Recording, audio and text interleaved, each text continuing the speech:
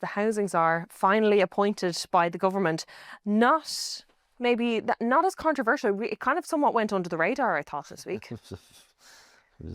Fell pretty flat. But they finally have their housing czar. Who is it?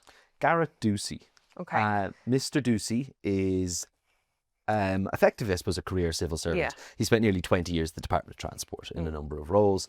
Look, we all know the background to this. The Brendan McDonagh debacle, the salary blew up in the government's face. One of the early climb downs, big mistake by James Brown in his kind of early few months as a cabinet minister, blocked by Fine Gael. The idea is put on ice there.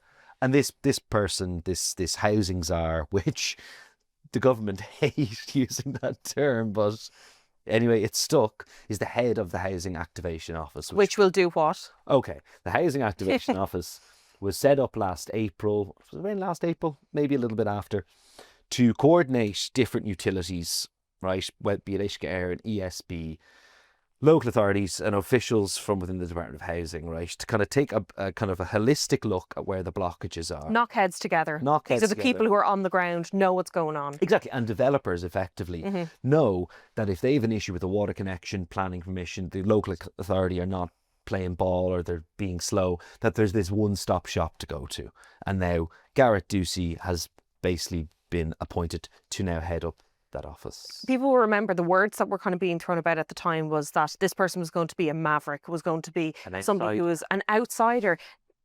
Definitely he's not an outsider. So do you think that was probably a strategic move or a deliberate move on the part of the government? I think the cynical or more dispassionate observer would probably say, after the Brendan McDonagh fiasco, who in their right mind from the private sector would go for it? Because bear in mind, this is what ties into, you would have seen recently the whole debate around semi-state CEO pay. Yes. Right? It's been a bit of a big debate around that the last few weeks.